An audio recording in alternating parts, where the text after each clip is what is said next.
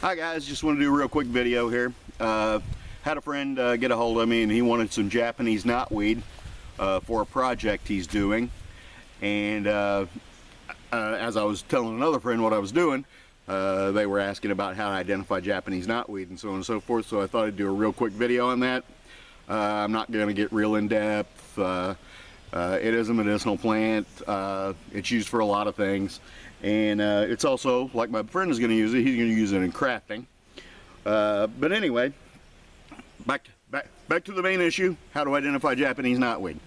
There are a couple of ways. When it first comes out of the ground, I'm too late to actually show you this because all of mine's already up. But when it first comes out of the ground in the spring, it's got these little stalks that come up. If you've seen pictures of bamboo when it first emerges from the ground, it's kind of like that, but they're a real deep red. The whole stalk is that way. The leaves kind of are curled up in a little arrow shape, and they come up and they just kind of slowly uncurl and open, the first leaves of the year. Then later, the leaves develop this this shape right here. Right? Some folks say it looks like a shield. Some folks say it looks like a heart or a shovel, or it doesn't really matter what you think it looks like. This is the beast right here. All right, you see this venation pattern, but what you really want to look for is this conical kind of shape right here, wide and flat at the bottom. That's your first indication. The young stems, right, they develop this zigzag pattern. When they grow, the leaves come out alternatively, and then the young stems, the small ones, they have this zigzag pattern to them, telltale.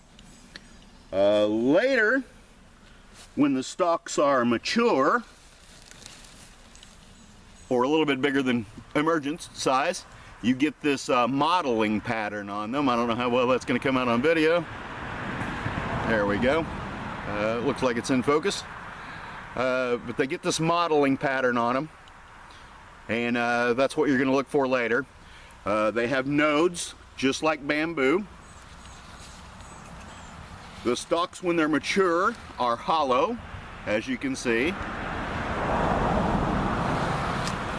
These things get rather large.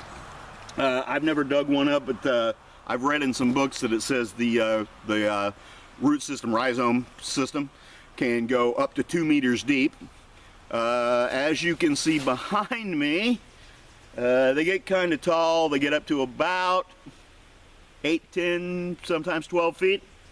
When they die off in the fall, they leave a stalk, just like most of your weeds do, giant ragweed, pokeweed, so on and so forth. They leave a dead stalk, they die back to the ground. So they are a herbaceous perennial, which means they die back to the ground. Let me see if I can get some of the color out of here.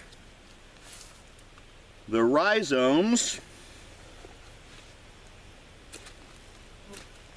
you probably won't be able to see this on camera, but the rhizomes have kind of an orange color to them. See if we can get that to come into focus. Right here's where we're looking at this rhizome. The rhizomes have kind of an orange color to them on the outside. Sometimes it's a real pronounced deep orange. Like I said, read in some of the books that say the rhizomes can go up to 2 meters deep. I'm not going to dig that up. And that's probably just about it.